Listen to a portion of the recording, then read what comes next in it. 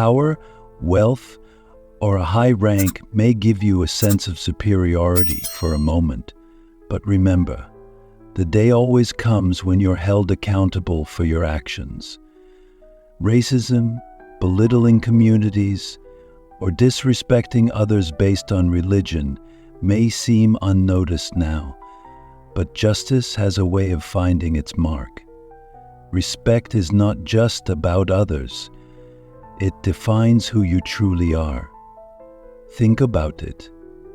What will your legacy be? A white, racist employee mocks and belittles a humble black man, unaware of his true identity. The tables turn in a shocking twist when it's revealed he's the mayor. You won't believe what happens next. Comments below where you're watching from, and if you like and love our story, kindly subscribe our channel. Life, inspirational, and motivational tales that explore themes of love, unity, and patriotism. Stay with us always for interesting stories. Thanks. Let's start the story. The southern sun hung low over the small town of Bellwood, its golden rays casting long shadows on the cracked sidewalks. Bellwood was a place frozen in time, where the air was heavy with unspoken rules, and the line dividing the black and white communities was as stark as the noonday sun. For Elijah Daniels, that line was both a challenge and a call to action. Born to a single mother who scrubbed floors and washed clothes to make ends meet, Elijah learned early on that the world wasn't fair, but his mother, resilient and wise, had always told him, "Fair or not, you've got to make your own way." Those words were etched into his heart, fueling a drive that few could understand. While other boys played stickball in the dirt, Elijah sat on their porch steps with a tattered book on business in his hands, dreaming of a future far beyond the confines of Bellwood. Elijah was no stranger to hard work. At just 15, he'd set up a shoeshine stand outside the town's imposing bank, a marble-columned fortress that seemed to mock the modest wooden homes on his side of town. Every morning he carried his scuffed wooden box to the bank's entrance, setting it down carefully on the cobbled stones. The stand was simple, but it did the job. A small seat for customers, a few brushes, a tin of polish, and a cloth that gleamed with the residue of countless shines. The people who stopped for a shine were almost exclusively white men in sharp suits, their conversations dripping with confidence and privilege. At first, Elijah had kept his head down, focusing on the shoes in front of him. But over time, he realized that his position offered him a unique advantage. These men, distracted by their own voices, spoke freely of deals, loans, and investments, unaware of the sharp mind absorbing every word. It was in these moments that Elijah's true education began. He listened intently, his hands moving in rhythm with his thoughts as he shined. Numbers, terms, strategies, all of it was committed to memory. He learned how mortgages worked, how interest rates fluctuated, and how a well-timed investment could yield fortunes. At night, he would jot down what he remembered in a battered notebook, a precious artifact of his growing knowledge. But the road was never smooth. Elijah's presence outside the bank was tolerated but barely. He endured the sneers of the patrons, the sharp orders to mind his place, and the occasional shove when he lingered too long. One afternoon, a local businessman, red-faced and heavy-set, loomed over Elijah as he worked on his shoes.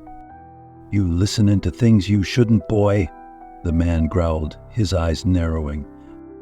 Elijah, keeping his voice steady, replied, "Just shining shoes, sir, that's all." The man snorted, tossing a nickel onto Elijah's stand before stomping away. But Elijah knew better. He had seen the suspicion in the man's eyes, the same suspicion that had followed him since the day he was born. Despite the hostility, Elijah's determination only grew stronger. Every insult, every sneer, every reminder of his place in the world became fuel for his ambition. He saw the bank not just as a symbol of exclusion, but as a challenge. It represented the power to change lives, to grant opportunities that his community had long been denied. Elijah dreamed of a day when he could walk into a bank, not as an outsider, but as its owner. To the world, Elijah was just a shoeshine boy.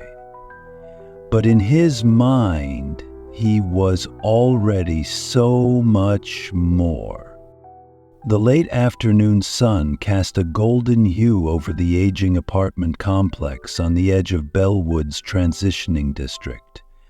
Elijah Daniels stood across the street, hands in his pockets, studying the building. Its peeling paint and broken shutters might have deterred others, but Elijah saw opportunity. The location was perfect, close enough to the main street for convenience, yet tucked away enough to offer privacy.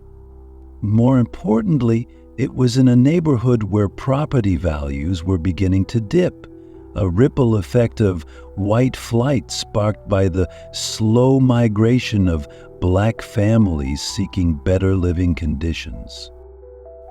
Elijah had spent weeks observing the trends, the chatter outside the bank, overheard snippets of conversations, and his growing understanding of market dynamics all pointed to one truth. Properties in this area were ripe for investment, but knowing the opportunity existed was one thing, seizing it was another. The property's owner, William Hartwell, was a well-known figure in Bellwood. An older white man with a sharp tongue and a reputation for stubbornness, Hartwell had owned the complex for decades, but had lost interest in maintaining it. The building's decline was evident, and so was Hartwell's growing desire to offload it. Still, Elijah knew convincing Hartwell to sell to him would be an uphill battle. Elijah's first meeting with Hartwell was exactly as he expected.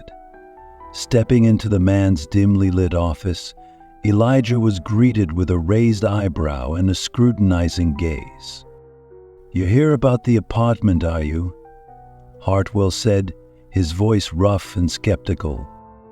"Yes, sir," Elijah replied, keeping his tone respectful but firm. "I'm interested in buying it." Hartwell leaned back in his creaky chair, a smirk playing on his lips. "And how exactly do you plan to do that, son? You got the money? The experience?" Elijah met his gaze evenly. "I've done my research, and I've got a solid plan. I believe I can turn that property around." Hartwell let out a dry laugh. "Turn it around, Al. Look, I've been in this business longer than you've been alive. This isn't some pipe dream you can play around with. And no offense, but this kind of deal isn't for folks like you." The words stung, but Elijah expected them. Hartwell's disdain was clear, and Elijah knew that no amount of reasoning would change the man's perspective. If he wanted this deal, he needed a different approach. That's when Elijah turned to Daniel Carter, a childhood friend and one of the few white men he trusted. Daniel had grown up in Bellwood too, but unlike most of his peers, He saw beyond the town's racial divides. After years of working odd jobs and saving every penny, Daniel had partnered with Elijah on small ventures, helping him navigate the barriers that Elijah alone couldn't break through. When Elijah explained the situation, Daniel didn't hesitate. "I'll talk to him," Daniel said. "If he won't sell to you, maybe he'll listen to me." The plan was simple. Daniel would act as the face of the transaction, using his privilege to navigate the biases that Elijah couldn't. Together they rehearsed the pitch, fine-tuning every detail to make the deal as compelling as possible. The following week, Daniel met with Hartwell. Wearing a clean suit and carrying a briefcase, he walked into the office with an air of confidence that immediately put Hartwell at ease. "Mr. Hartwell," Daniel began, shaking the older man's hand firmly, "I'm here to discuss the apartment complex on Maple Street. I believe it has significant potential." Hartwell leaned forward, his interest piqued. "Go on." Daniel laid out the plan they'd crafted. A modest renovation budget to improve the building's appearance, targeted marketing to attract new tenants, and a financial structure that would ensure steady returns for Hartwell. Most importantly, he positioned the sale as an opportunity for Hartwell to offload a burdensome profit, while still walking away with a respectable profit. Hartwell listened, nodding occasionally. By the time Daniel finished, the older man seemed convinced. "You drive a hard bargain, Carter," he said with a chuckle, "but I like your style. You've got yourself a deal." The paperwork was signed the next day, and just like that, Elijah Daniels became the proud owner of his first apartment complex. Though his name wasn't on the dotted line, the deed was his, and the victory felt monumental. The work began immediately. Elijah hired local contractors, many of whom were black tradesmen eager for steady work. Together they repainted walls, repaired broken fixtures, and landscaped the neglected grounds. Every improvement was a step toward Elijah's vision of creating a space where black families could live with dignity. But not everyone welcomed the change. Some of the white tenants, realizing that the building was now under black ownership, began to cause trouble. One tenant, a wiry man with a perpetually sour expression, cornered Elijah one afternoon as he supervised the renovations. "You think you just take over this place and make it yours?" The man spat. This is our neighborhood. You don't belong here." Elijah, keeping his composure, replied, "I'm here to make this a better place for everyone. If you've got concerns, I'm happy to address them." The man scoffed and walked away, but the tension lingered. Soon the resistance escalated. Complaints about noise during renovations became common, and minor acts of vandalism, graffiti on freshly painted walls, broken windows began to crop up. Through it all, Elijah refused to back down.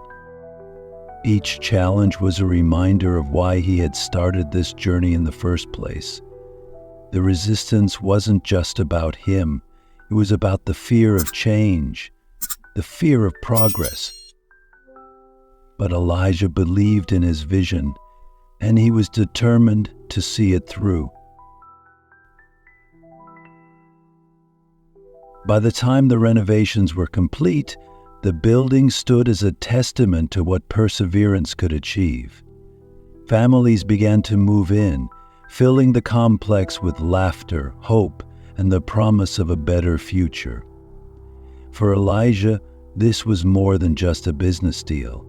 It was the first step in proving that change was possible, even in a town as divided as Bellwood. The first signs of life in Elijah Daniels' newly acquired apartment complex were subtle but unmistakable. A nurse carrying groceries up the newly restored steps, a teacher smiling as she greeted her neighbor, children playing in the freshly landscaped courtyard. Slowly but surely, the building began to reflect Elijah's vision, a community where Black professionals could live with dignity, free from the constraints of overcrowded and neglected neighborhoods. The transformation wasn't easy. Harassment from some of the white locals escalated as the building filled with new tenants. Vandals struck late at night, defacing walls with graffiti and smashing light fixtures. Once, a rock with a crude message was hurled through a window, narrowly missing a family's young child. But Elijah refused to let fear dictate his actions.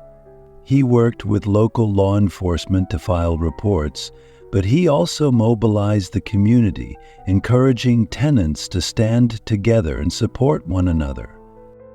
The tenants responded. Residents began organizing potlucks and group meetings to discuss ways to improve the complex. Elijah attended every meeting, listening to their concerns and working to address them. Slowly, a sense of unity took hold. "We're not just neighbors," one tenant remarked during a gathering. "We're a community. We look out for each other." That sense of solidarity was tested one evening when Elijah received a call from a tenant reporting another act of vandalism. This time, the message scrawled on the wall was clear: "You don't belong here." Elijah arrived at the building just as a small group of tenants were gathering, their faces a mixture of anger and fear. Elijah stepped forward, his voice calm but firm. "They want us to feel scared.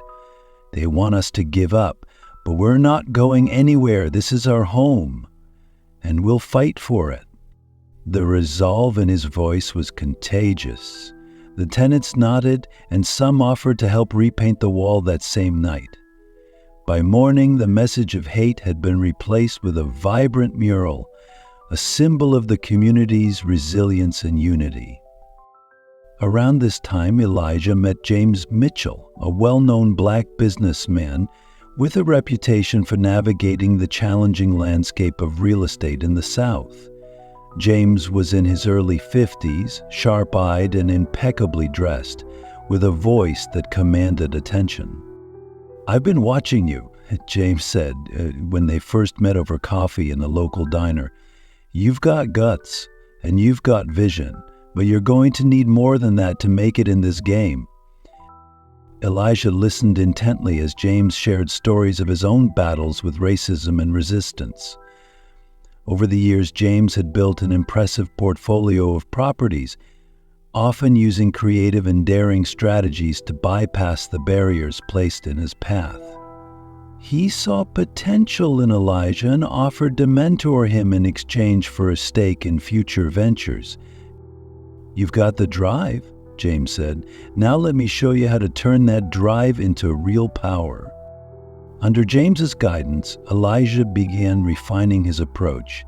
He learned how to navigate the legal and financial complexities of real estate deals, how to anticipate and counter resistance, and how to build networks of allies who could support his vision.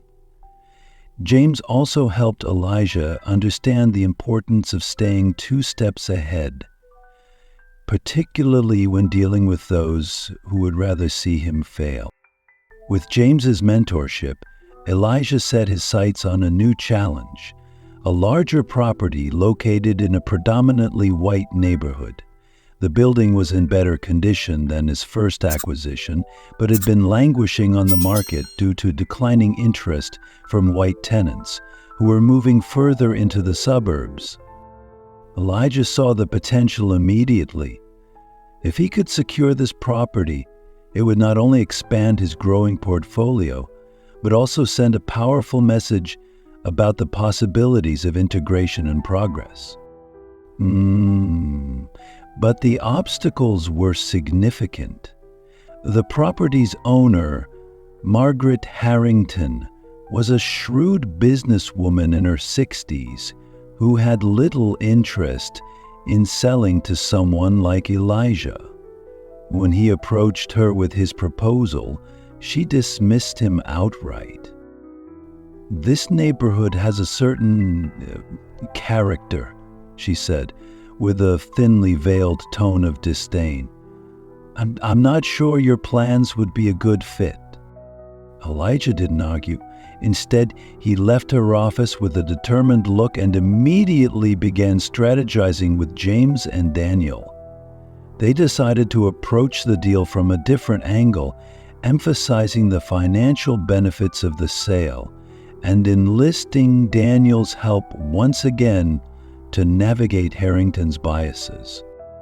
It took weeks of persistent negotiation, but eventually Harrington agreed to a meeting to discuss the terms of a potential sale.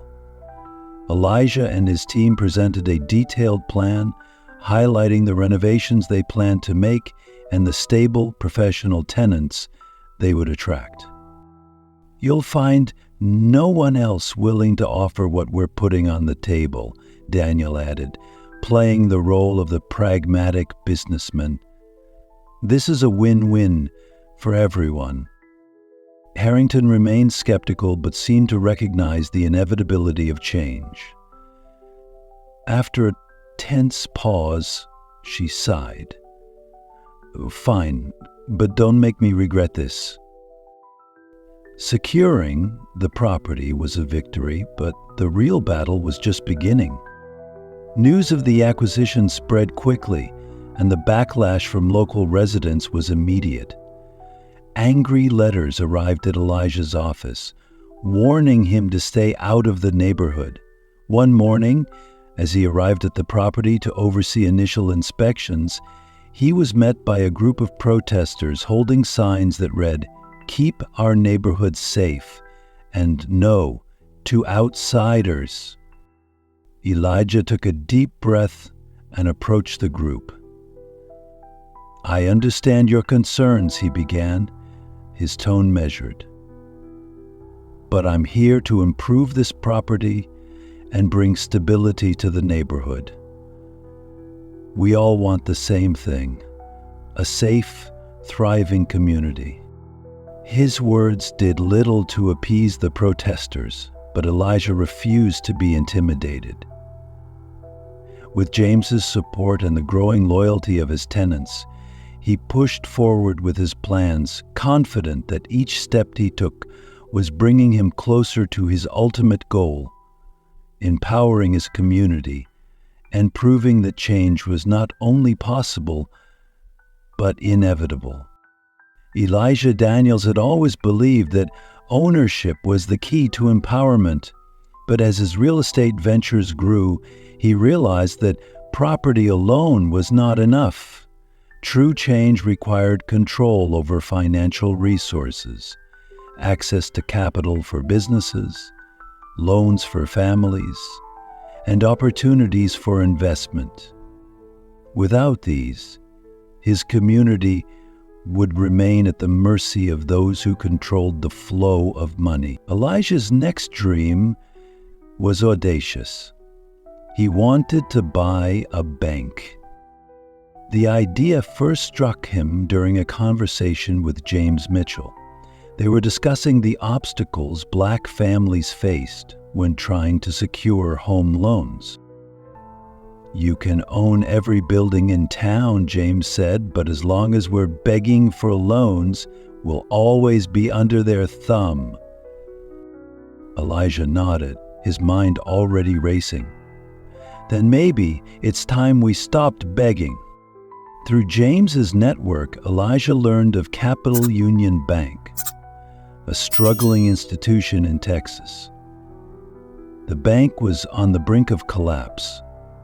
its profits dwindling as white customers moved their money elsewhere. Its owner, Howard Benson, was known as a traditionalist, a man deeply rooted in the old ways of doing business. Buying the bank wouldn't just be a financial transaction, it would be a battle against entrenched biases. Elijah knew that approaching Benson directly would be futile. Instead, he sent Daniel Carter, his trusted business partner, to represent their group. Daniel's role was clear: convince Benson that selling to them was not only practical, but inevitable. The negotiations took place in a grand office lined with mahogany furniture and shelves of dusty, leather-bound books. Howard Benson, a portly man with a sharp gaze, leaned back in his chair, sizing up Daniel. "You want to buy my bank?" Benson said, his tone skeptical. "And what exactly do you intend to do with it?" Daniel maintained his composure, meeting Benson's gaze. "We intend to revitalize it. Capital Union Bank has untapped potential, especially in underserved markets. We plan to cater to Black professionals and minority-owned businesses, clients who have been overlooked for far too long." Benson's eyes narrowed. "And you think that's a sound business model?"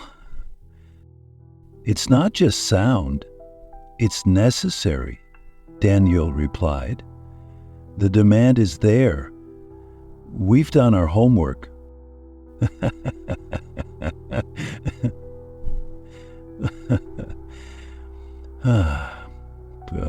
Well then, steadforth, Benson questioning every aspect of their plan, and Daniel countering with well-prepared responses. Eventually, Benson leaned forward, his expression unreadable. "I'll sell," he said finally, "but under one condition. My son Robert stays on as a senior manager. He'll oversee credit approvals and operations. That's non-negotiable." Daniel hesitated for a moment before extending his hand. "We have a deal." When Elijah heard the terms, he was wary. Robert Benson Jr. had a reputation as a staunch traditionalist, much like his father, and Elijah suspected he would resist the bank's new direction. But there was no turning back now. The transition began smoothly enough. Elijah and his team implemented new policies aimed at making loans accessible to Black families and businesses. They reached out to churches, community leaders, and local entrepreneurs, encouraging them to deposit their money with Capital Union Bank. Slowly, the numbers began to improve. But resistance came swiftly. Robert Benson Jr., resentful of the changes, began undermining Elijah's efforts. He leaked internal documents to the press, framing the new policies as reckless and risky. Headlines appeared in local newspapers warning customers that the bank was on the verge of collapse under unqualified management. The fear-mongering worked. White customers began withdrawing their funds in droves, and whispers of a bank run spread through the community. Elijah knew the situation was critical. If the withdrawals continued, Capital Union Bank would fail, and his dream of empowering his community would be crushed. One night, as Elijah sat in his office, staring at the plummeting deposit numbers, James walked in. "You know what you need to do," James said. Elijah nodded, his jaw set with determination. "We rally our people." The next morning, Elijah began making calls. He reached out to every pastor, teacher, and business owner he knew, explaining the situation and asking for their support. He held meetings at churches and community centers, speaking passionately about the importance of keeping the bank alive. "This isn't just about a bank," Elijah told a packed church one evening. "It's about taking control of our future. If we let them scare us off now, we'll never break free of the cycle they've kept us in." The response was overwhelming.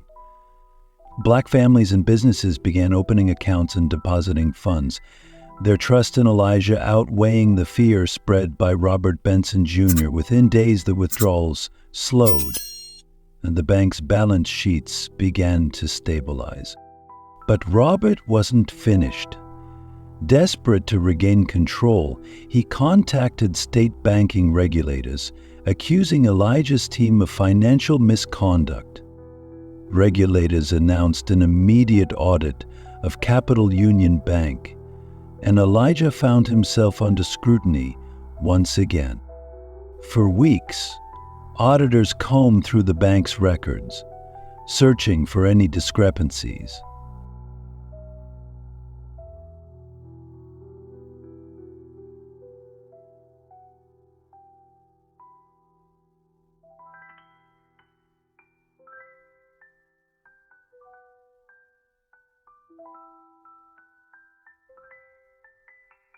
For weeks, auditors combed through the bank's records, searching for a potential legal battle.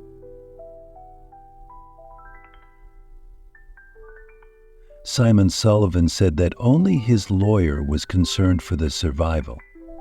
That's what he normally does. The day the auditors delivered their findings was tense. Elijah stood in the bank's conference room, his hands clasped tightly as the lead auditor flipped through his notes. "Mr. Daniels," the auditor said, looking up at last, "we found no evidence of misconduct. Your operations are sound." Relief washed over Elijah, but he knew the fight wasn't over. The events had taken a toll on the bank's reputation, and rebuilding trust would take time. Still, as he looked around the room at his team, Daniel, James, Clara, and the bank's newly loyal customers, he felt a renewed sense of purpose. They had faced resistance at every turn, but they had persevered. Elijah knew that the road ahead would be long, but for the first time, he felt they had the momentum to keep moving forward. Capital Union Bank was more than just a financial institution. It was a symbol of hope and possibility for a community that had been denied both for far too long. Federal inspectors arrived at Capital Union Bank unannounced, their briefcases snapping open with the precision of a guillotine. Elijah Daniels greeted them with his characteristic calm, though tension rippled beneath his polished exterior. He knew this was Benson Jr.'s doing, another attempt to destabilize the bank and sabotage its mission. The inspectors weren't there to ensure the bank was operating fairly. They were there to find fault. For days, the auditors combed through records with a meticulousness that bordered on vindictive. Every loan application, every deposit, every transaction was scrutinized. Minor discrepancies, the kind any institution might overlook, were magnified into glaring violations. The bank's team worked tirelessly to explain, document, and rectify each finding. But the pressure was mounting. Elijah called a late-night meeting in his office, the room thick with exhaustion and urgency. James Mitchell sat across from him, arms crossed, his usual swagger replaced with a somber determination. Daniel paced the floor, while Clara quietly sifted through a stack of documents. "They're not going to stop," Elijah said, breaking the silence. "This isn't about paperwork. It's about tearing us down." James leaned forward. "Then we need to play smart. We've been too transparent. They're using our own operations against us." Daniel stopped pacing. "What are you suggesting?" "We need a firewall," James said. "Separate the loans they're targeting.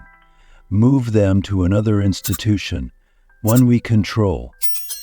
If they want to play games, let's give them a different field to play on."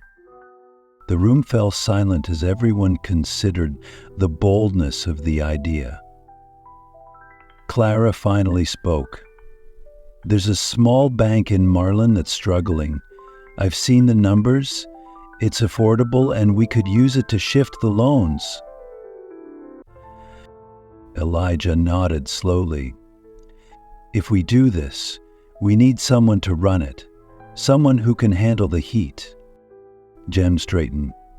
"I'll do it. I've been learning from you for years. I can handle it." James raised an eyebrow. "You sure about that, kid? This isn't just about numbers. They'll come after you just as hard." "I'm sure," Daniel replied. "It's time I stepped up." Within weeks, the team acquired Marlin Savings Bank. Elijah worked tirelessly to ensure the transfer of loans was seamless, while Daniel threw himself into managing the new institution. At first, things seemed to stabilize. By spreading their operations across two banks, they reduced immediate scrutiny on Capital Union and bought themselves time. But Benson Jr. wasn't finished. Furious that his earlier attempts had failed, he doubled down. Using his connections to influence regulatory officials.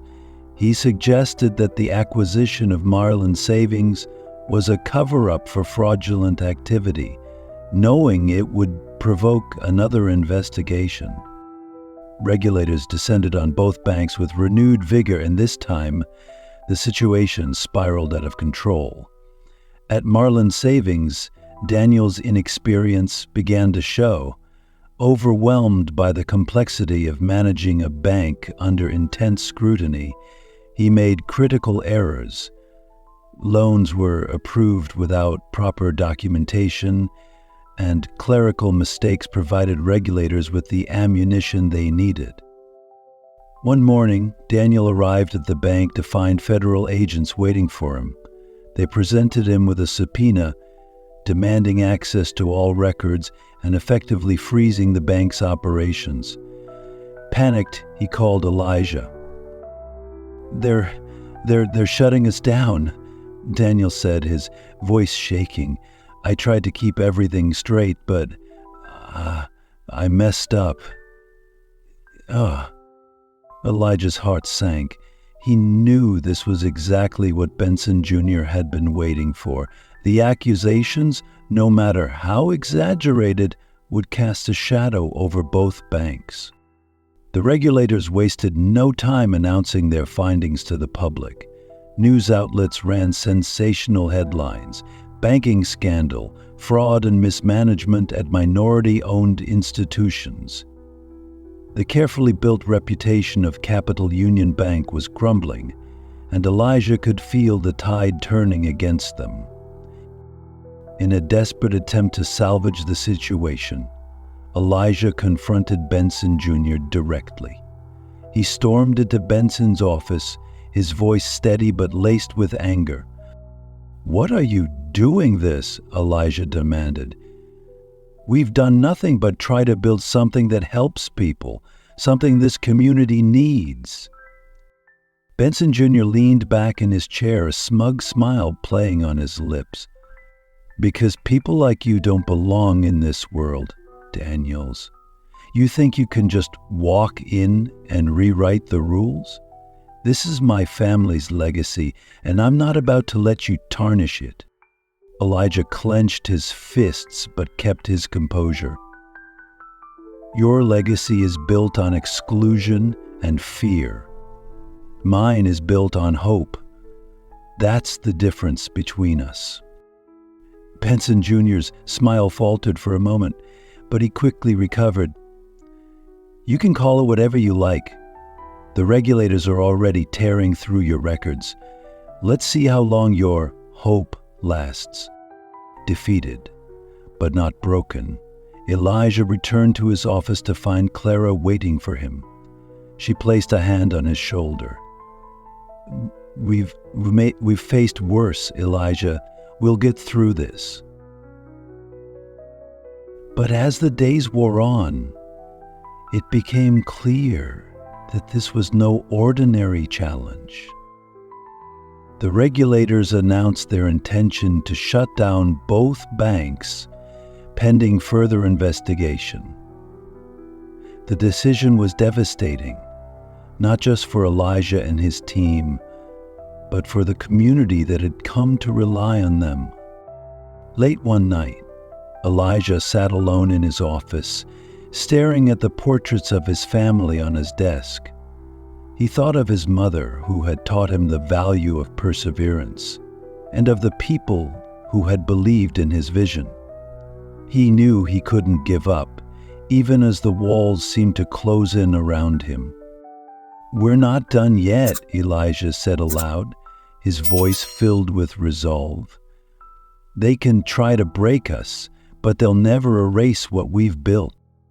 The dim hum of fluorescent lights buzzed ominously in the sterile courtroom, the weight of a nation's scrutiny pressing down on every soul present. Elijah Daniels sat at the defendant's table, his hands clasped tightly together, the steel resolve in his eyes the only thing holding him upright. Beside him, James Mitchell and Daniel Carter exchanged tense glances, their futures dangling by a thread. Across the room, Benson Jr. sat smugly, arms crossed, a self-satisfied smirk tugging at the corners of his mouth. He had orchestrated this downfall, and his satisfaction was palpable. The trial had become a spectacle, plastered across newspapers and broadcast on every major network. Headlines screamed accusations, fraud and mismanagement at black-owned banks, and rogue entrepreneurs risked communities' savings. Yet within the black community, Elijah's name had become a rallying cry. For them, he wasn't just a man on trial. He was a symbol of hope, resilience, and the fight for equality. They left Capitol Hill at 9:33 and walked to their cars. The regulators had moved swiftly, revoking the licenses of both Capital Union Bank and Marlin Savings. Elijah, James, and Daniel were charged with conspiracy and financial misconduct. The accusations carefully framed to paint them as reckless operators who had endangered depositors' funds. Despite the lack of concrete evidence, the accusations leaned on sensationalism to make themselves seem more certain. Cynthia Wallace, a seasoned defense attorney with a reputation for fighting systemic injustice, had taken on the case. She stood tall before the jury, her tone calm but commanding. "Ladies and gentlemen, this is not just a trial about financial records. This is a trial about who gets to succeed in America, about whose ambition is celebrated and whose is criminalized." Cynthia meticulously deconstructed the prosecution's case. She highlighted the systemic racism that had pervaded every step of Elijah's journey, from the initial struggles to acquire properties to the targeted scrutiny of his banking operations. Witnesses were called to testify about the barriers black entrepreneurs faced: predatory lending, unequal access to capital, and the blatant discrimination that forced them to navigate a rigged system. One of the most damning revelations came when Cynthia cross-examined a former employee of Benson Jr. under pressure. The witness admitted that Benson Jr. had actively leaked information to regulators and the press, exaggerating minor discrepancies and inciting a bank run. He wanted them to fail, the witness confessed, their voice trembling. He couldn't stand the idea of someone like Elijah owning his family's bank. The courtroom murmured, the revelation a ripple that hinted at the storm beneath. Cynthia seized the moment, her voice sharp as a blade. This trial is not about fraud. It's about fear. Fear of change, fear of progress, and fear of equality. When it came time for Elijah to take the stand, the tension in the room was electric. He adjusted his tie, his hand steady as he addressed the jury. His voice was low but carried the weight of every injustice he had ever faced. "We didn't set out to break the rules," Elijah began. "We set out to succeed within them. But what we found was that the rules weren't made for people like us. They were made to keep us out." He paused, letting the words sink in. "I've spent my life fighting to build something for my community, something that could give people the opportunities they've been denied for generations. And yes, we made mistakes, but those mistakes were not born of greed. They were born of a system that forced us to navigate a minefield just to stand on equal ground."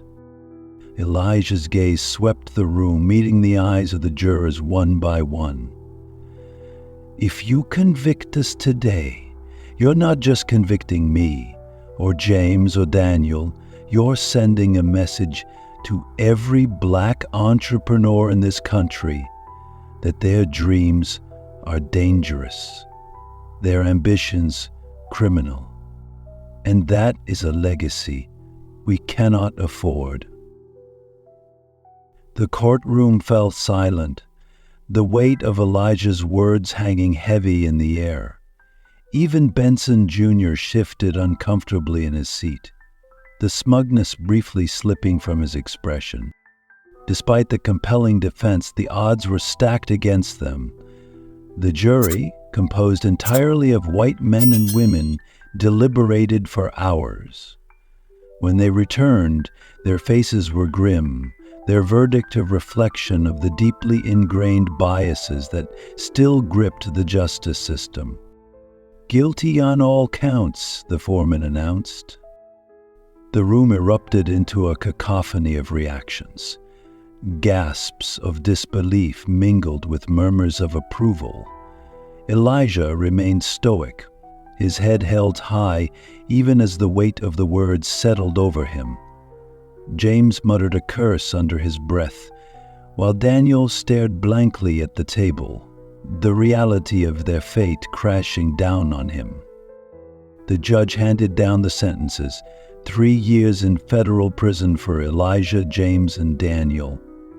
The media framed the outcome as a victory for accountability, but the black community saw it for what it was: an indictment of ambition, a punishment for daring to challenge the status quo. As Elijah was led away in handcuffs, supporters gathered outside the courthouse, holding signs that read, "Justice for Elijah," and "Equality is not a crime." Clara stood among them, tears streaming down her face, but her resolve unbroken. The case became a lightning rod for national conversations about race and economic inequality. For some, it was a stark reminder of the systemic barriers black entrepreneurs faced. For others, it was a rallying cry, a call to action to dismantle the very systems that had brought Elijah to his knees. In the months that followed, Elijah's name echoed in articles, protests, and community meetings. He became a symbol of both the injustices that persisted and the resilience needed to overcome them. And though the prison walls now confined him, Elijah knew his fight was far from over. As he sat in his cell, staring out at the sliver of sky visible through the barred window, he whispered to himself the same words that had carried him through every battle. "We're not done yet." The quiet of the prison yard was broken only by the rhythmic clinking of chains as inmates milled about in the oppressive heat. Elijah Daniels sat on a weathered bench, his hands clasped tightly, his mind racing through the events that had brought him here. The sting of injustice had yet to fade, but within him a flicker of hope remained, a hope kindled by an unexpected turn of events. News of an unlikely ally reached Elijah through his attorney, Cynthia Wallace, during one of her visits. Howard Benson, the patriarch of the Benson family and former owner of Capital Union Bank, had come forward. He had learned of his son's role in orchestrating the sabotage and felt compelled to act. "Elijah," Cynthia began, her voice measured but tinged with optimism, "Howard Benson has agreed to testify. He's willing to admit that his son fed false information to regulators and the media. His testimony could be the key to overturning your conviction." Elijah leaned forward, his expression a mix of disbelief and cautious hope. Why now? Why would he do this? "Perhaps guilt," Cynthia replied. "Perhaps self-preservation. Regardless of his motivations, his testimony could expose the truth." For the first time in months, a glimmer of hope penetrated the darkness of Elijah's circumstances. He nodded, his resolve hardening. "Let's prepare." The days leading up to the appeal were intense. Elijah, James, and Daniel huddled with Cynthia and her team, reviewing every detail of the case, crafting a strategy that would leverage Benson's testimony. The stakes were higher than ever. This wasn't just about their freedom. It was about reclaiming their dignity and proving that the system could not silence those who dared to challenge it. Outside the prison walls, the Black community rallied in support. Churches held vigils, businesses displayed signs of solidarity, and activists flooded social media with messages of resilience. The story of Elijah's fight had become a beacon of hope, inspiring others to push back against the barriers that held them down. On the day of the appeal, the courtroom was packed once again. This time, the air was charged with a different kind of energy. Anticipation mixed with the collective yearning for justice. As Howard Benson took the stand, all eyes turned to him. The once imposing banker now seemed weighed down by the burden of his son's actions. Under questioning, Benson spoke plainly. "I didn't know the full extent of what my son was doing, but I cannot deny that he acted out of malice. He leaked false information to regulators, incited panic among depositors, and it intentionally sabotaged the bank's operations to undermine Mr. Daniels and his team." The courtroom buzzed with murmurs, the weight of Benson's words rippling through the crowd. Cynthia seized the moment, her voice ringing with conviction. "Mr. Benson, would you say that Elijah Daniels' actions were reckless or criminal?"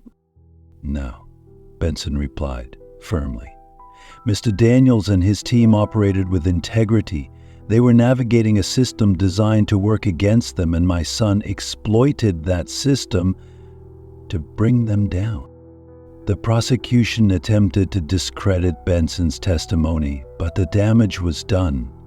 His words laid bare the systemic prejudice that had been weaponized against Elijah and his team. Cynthia built on this momentum, presenting evidence of the discriminatory practices they had faced at every turn. She painted a vivid picture of their journey, not as criminals, but as visionaries fighting against impossible odds. As the appeal concluded, Elijah felt a mix of relief and trepidation. He had laid bare his truth, but the outcome was out of his hands. Days later, the court announced its decision. While the convictions were not completely overturned, Elijah, James, and Daniel's sentences were significantly reduced. The charges of conspiracy and fraud were dismissed, leaving only minor infractions that carried no further prison time. They were to be released immediately. The news spread like wildfire. Outside the courthouse, a jubilant crowd gathered, chanting Elijah's name. As he stepped out, the sunlight hitting his face for the first time in what felt like an eternity, he was met with cheers and applause. Clara rushed to embrace him, tears streaming down her face. Elijah addressed the crowd, his voice steady despite the emotion that threatened to overwhelm him. This isn't just my victory, it's ours. It's proof that when we stand together, we can challenge even the strongest barriers. But our fight isn't over. We've taken a step forward, but there are miles to go. In the weeks that followed, Elijah Safreschev reflected on the journey that had brought him here. He thought of the sacrifices, his reputation, his freedom, the trust he had fought to earn, and the progress achieved. The experience had scarred him, but it had also strengthened his resolve. He returned to his community not as a defeated man, but as a leader determined to continue the fight. Elijah partnered with local leaders and activists to create programs that educated Black entrepreneurs about financial systems, ensuring that future generations would have the tools to succeed. As he walked through the neighborhood one evening, past the properties he had once struggled to own, Elijah felt a profound sense of purpose. The journey had been painful, but it had not been in vain. The seeds of change had been sown, and he was determined to see them grow. Looking up at the sky, he whispered the words that had guided him through the darkest times: unity, perseverance, change. In America, the law stands equal for all, no matter your race, religion, or community. Our strength is in diversity, our power in unity. Patriotism isn't just about borders. It's about embracing every soul who calls this land home. Together we fight injustice, uphold equality, and chase the shared dream of freedom. This is the USA we love. Comments below where you're watching from, and if you like and love our story, kindly subscribe our channel. Life, inspirational, and motivational tales that explore themes of love, unity, and patriotism. Stay with us always for interesting stories. Thanks.